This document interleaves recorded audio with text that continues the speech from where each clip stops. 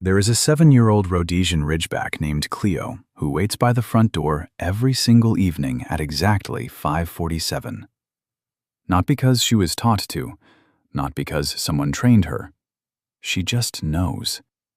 And her owner, Damien, a long-haul truck driver who sometimes goes 4 or 5 days without sleeping in his own bed, has never once come home to a quiet house. He always comes home to a storm. Damien thinks Cleo goes crazy because she loves him. And she does. She loves him in a way that is almost too large to fit inside her body.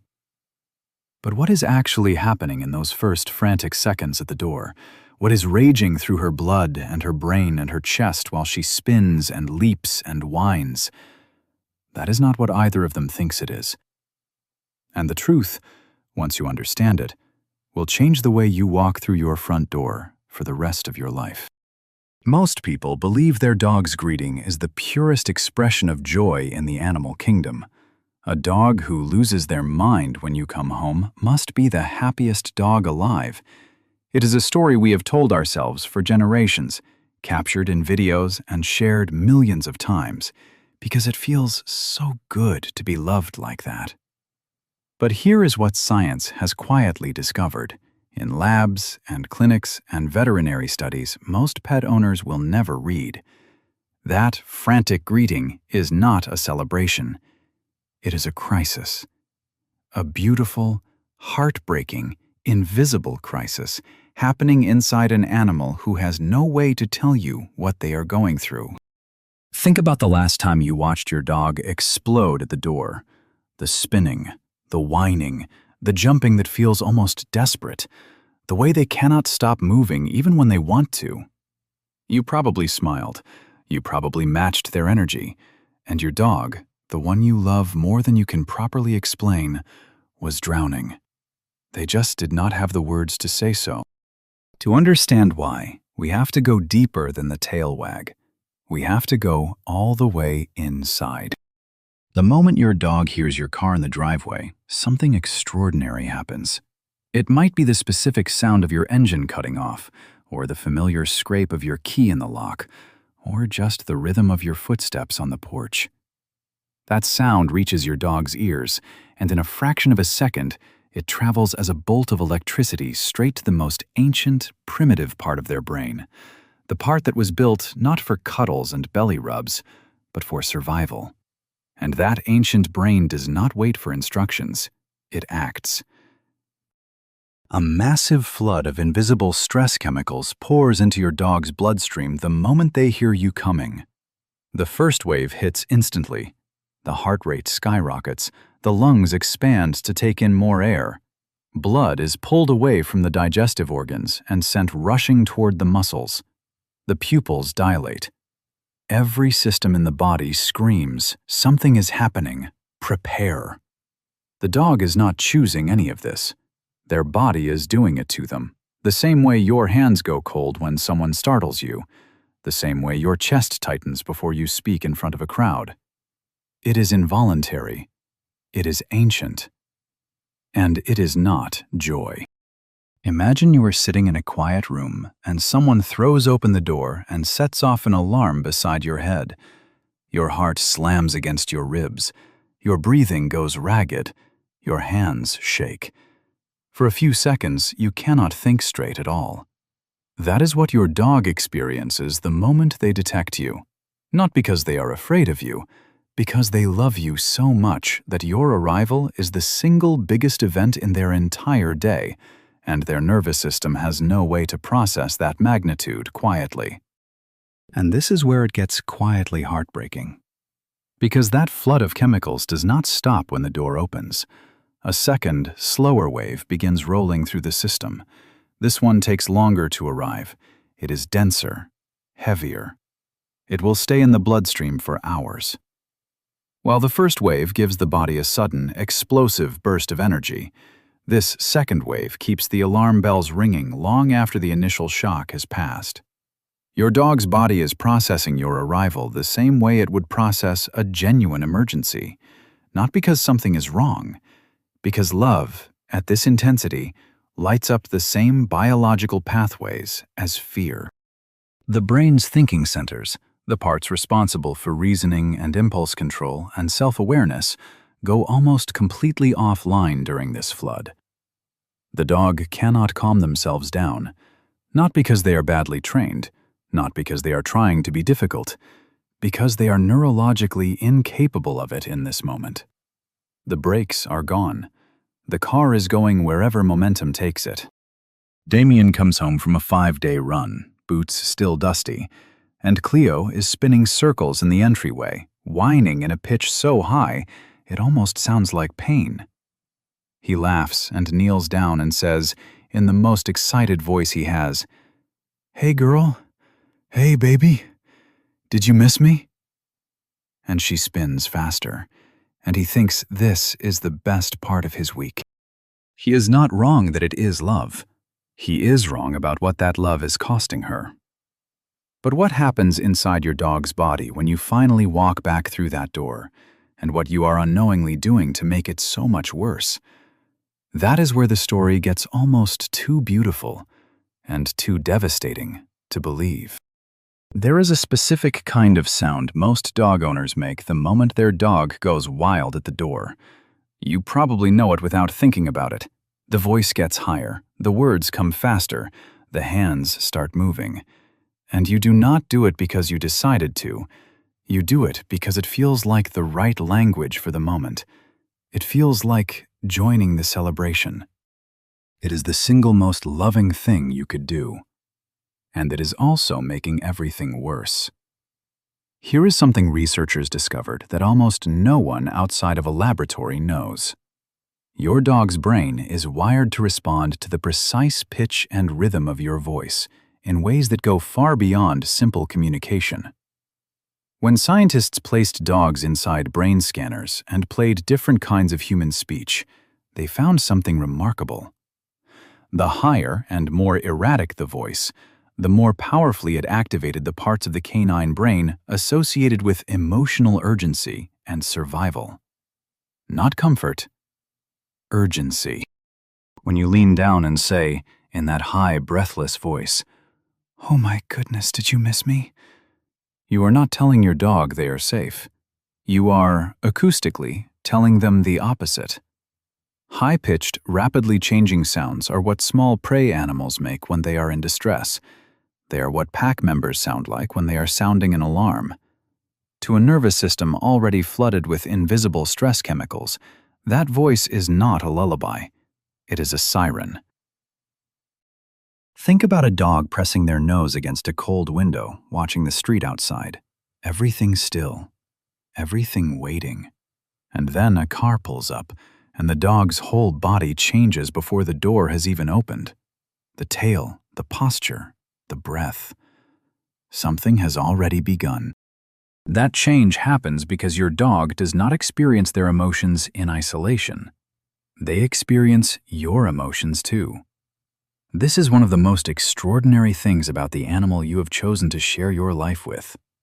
Through tens of thousands of years of living alongside humans, your dog has developed a sensitivity to your internal state that has no equivalent in the animal kingdom.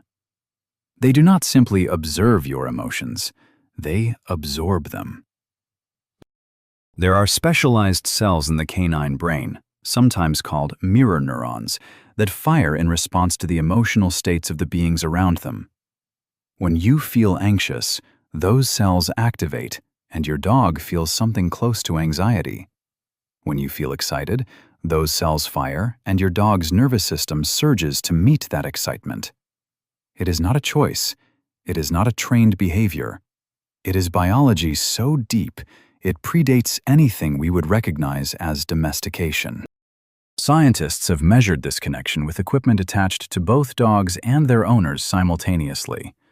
Heart rate, breath, physiological stress markers. And what they found is that dogs do not just notice their owner's internal states, they synchronize with them. The dog's body follows the human's body the way a shadow follows a person. Wherever you go emotionally, your dog goes too.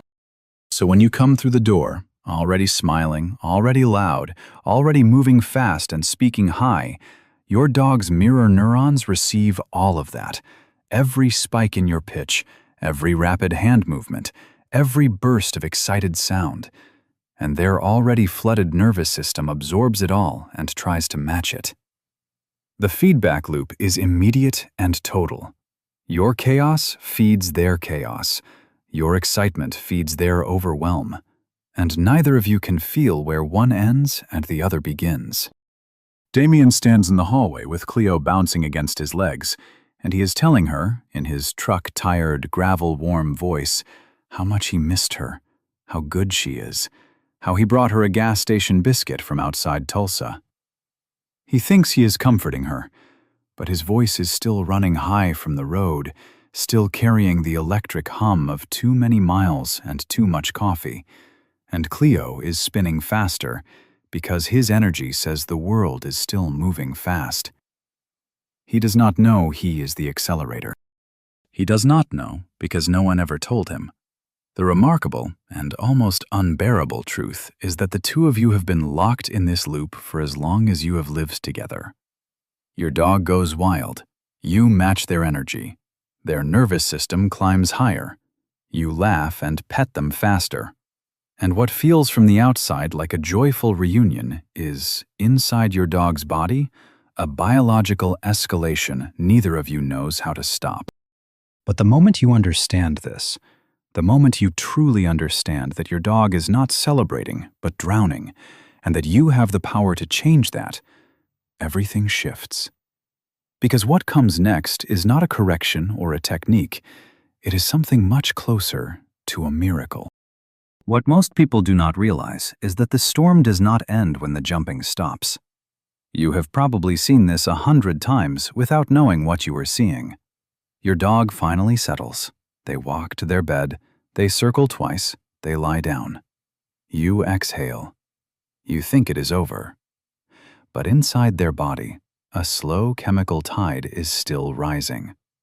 The stress hormones released during those first frantic minutes have barely begun their work. They will not peak for another 1 to 3 hours. They will not fully clear the bloodstream for another 4 to 6. Your dog is lying quietly on the rug, but at a cellular level, they are still inside the emergency. This is not a small thing. A dog whose stress hormones are elevated is a dog whose entire experience of the world is shifted. Every sound is slightly louder. Every unexpected movement is slightly more alarming. The threshold between okay and overwhelmed is much lower than it would normally be. So the delivery truck that rumbles past the window, the child who runs through the room, the neighbor who slams their car door, all of these ordinary sounds land on a nervous system that is already close to its limit, and each one pushes the level a little higher. Scientists call this a stacking effect. One arousal event stacks on top of another. The dog never fully descends from the first before the second arrives, and over weeks and months of daily frantic greetings, this pattern can shift the dog's baseline permanently. They become a dog who startles more easily, who barks at things they used to ignore, who has trouble settling, trouble sleeping, trouble finding the quiet inside themselves that should come naturally. It is not a behavior problem. It is a body problem. A body that has been in a state of low-grade emergency for so long that emergency has started to feel like normal. Think about the sound of a leash being picked up. Most dogs do not just wag their tails when they hear that sound. Their whole body transforms. The panting begins before you have even finished reaching for the hook, because their nervous system has learned to anticipate intensity, and it prepares for it the only way it knows how. Now imagine if that same anticipatory surge happened every single evening. Every time the door opened, every time the familiar sound arrived. And imagine if every single time, instead of someone helping them come back down, the arriving human poured more excitement into an already overflowing cup. This is what Cleo's evenings look like. And what Damien cannot see, because he is tired and happy to be home, is that by the time they sit on the couch together 2 hours later, Cleo is not relaxed. She is exhausted. There is a difference between peace and exhaustion, and only one of them is healing. But here is the part that changes everything. The nervous system that floods so easily can also be calmed. Not by waiting it out, not by ignoring the dog, not by some complicated protocol. It can be calmed by you, by your body, by the specific, physical, biological signal of a regulated human being standing still in the presence of a dog who has lost their footing. You have more power in this moment than you know, and you have had it all along. Here is the secret your dog has been trying to communicate for years, every single time you walked through the door. They are not asking you to match their energy. They are asking you to hold yours steady so they can borrow it. This is the science of co-regulation, and it is one of the most beautiful things biology has ever produced. Co-regulation is what happens when one nervous system actively calms another. You have experienced it yourself, though you may not have had words for it. The presence of a person who is deeply, genuinely calm has a physical effect on everyone around them. The room slows down. The voices lower. Something in the air changes. That is not a metaphor. That is a measurable physiological event. Breathing synchronizes. Heart rates drift toward each other. The body of the person near you becomes, without either of you deciding anything, a kind of template your own nervous system begins to follow. Dogs are exquisitely sensitive to this process, more sensitive, perhaps, than any other species on Earth. Because your dog has been reading the subtle signals of your body their entire life, your breathing rate, the tension in your muscles, the microscopic changes in your posture, and your scent, they are already synchronized with you before you have done a single thing. The moment you walk through that door, your dog's nervous system is reaching out for yours, like a hand reaching for a railing in the dark. The question is what that railing will feel like when they find it. If you come in loud and fast and excited, the railing moves. If you come in still, quiet, and slow, the railing holds. And a nervous system that was spinning will begin almost immediately to slow down. Here is what this looks like in practice. You open the door. Your dog erupts. Instead of raising your voice, you lower it. Instead of moving your hands quickly, you stop them. You breathe, slowly, from your belly, the way your body breathes when you are genuinely safe. You do not ignore your dog. You are completely present with them, but you are present the way a mountain is present, immovable, unhurried, there. And then, when the spinning begins to slow even slightly, you do one specific thing. You place your hand, gently, firmly, without rubbing or patting, flat against the center of your dog's chest. And you hold it there. What you are touching, in that moment, is not just fur and muscle. You are touching a highway of nerves that runs from the chest up into the brain, a long, wandering nerve that governs the difference between alarm and rest. Slow, steady pressure applied to that area sends a direct biological signal down that nerve, telling the heart to slow, telling the lungs to deepen, telling every alarm bell in the system that the emergency is over. You are not training your dog in this moment. You are not correcting them. You are healing them. You are becoming the physiological thing their body has been begging for since the moment they heard your car in the driveway. You are becoming the shelter. Damien learns this one evening by accident. He comes home later than usual, so exhausted he barely has the energy to speak. He opens the door and Cleo erupts, and he just stands there, too tired to match her energy, one hand resting gently on her side, because he needs something solid to lean on too. And for the first time in 7 years, he feels her settle beneath his hand. Not slowly, almost quickly, as if she had been waiting for exactly this. As if his stillness was the thing she had always been asking for, and he had just never been quiet enough to offer it before. He stood there in the hallway for a long time, and something between them quietly changed. The next time your dog goes wild at the door, do not reach for the high voice. Reach for the still one. Breathe slowly enough that your dog can feel it. Place your hand flat and warm and unmoving against their chest. And then wait. Within minutes, science suggests, their breathing will begin to match yours. Their heart rate will begin to fall. The flood will begin to recede. That is not a trick. That is not a technique. That is a conversation in the oldest language two species have ever shared. There is a quiet moment that happens in Damien's house now, most evenings, just after he comes home. Cleo still moves toward the door when she hears his truck. She always will.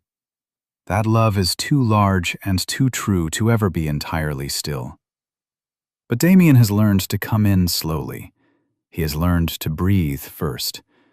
And Cleo, who has waited all day with her nose tipped toward the door, finds in him what she always needed: a place to land. He does not say anything at first.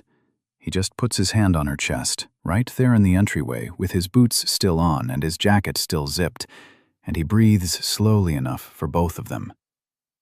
And she leans into him, fully, the way a dog leans when they have found the exact thing they were looking for. And in 30 seconds, she is calm. Not defeated, not confused. Calm. The way a river is calm after it has found the sea. Think about what that means. Your life stretches across decades. Years of work and loss and laughter and change. Cities lived in and left behind. People loved and people grieved. The world you carry inside you is enormous. It has texture and history and scars and triumphs and so many things that happened before this dog ever existed. But your dog's entire world fits inside you.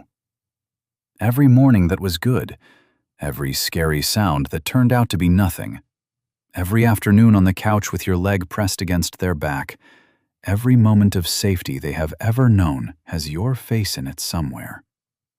You're not just the person they love, you are the shape of their whole world. Every joy they have access to comes through you. Every sense of peace or fear or belonging runs through the door you walk through every evening. That is an astonishing thing to be entrusted with. And here is the part that is hardest to sit with, the part I want you to hold gently rather than with grief. The time is not unlimited. A dog's life is brief in the way a beautiful song is brief. Not tragic, exactly, just finite. And the evenings you have left to walk through that door, to be the thing that makes their whole nervous system sigh with relief, those evenings are numbered in a way your own evenings are not. Right now, somewhere in your home, there is a dog who heard your voice and is already orienting toward you, already preparing their body for whatever you are about to bring into the room. So here is what I want you to do. Not later, in the next 60 seconds. Go to your dog. Sit down beside them, or kneel, or lie on the floor if that is where they are. Put your hand on their chest, flat and warm and still. And breathe slowly. Slowly enough that your ribs move. Slowly enough that your dog can feel it through the air between you. And stay there for 1 full minute. Not doing anything, not saying anything, just being the calm that their body is always searching for. That 1 minute is not a small thing. That 1 minute, repeated evening after evening, is the difference between a dog who lives in a body full of invisible alarms and a dog who lives in a body that knows, down to the cellular level, that they are safe. Tell me in the comments how long it takes your dog to settle after you come home. I want to know. And if this is the first time you have ever thought about what your dog is actually feeling at that moment, welcome. This community is full of people who see their dogs the way dogs deserve to be seen. We are building something here that is less about training and more about understanding, And every one of you who subscribes is choosing to be that for your dog. Next time, we are going to talk about something your dog does every single night while you are sleeping that most owners have never noticed. And once you see it, you will never see your dog the same way again.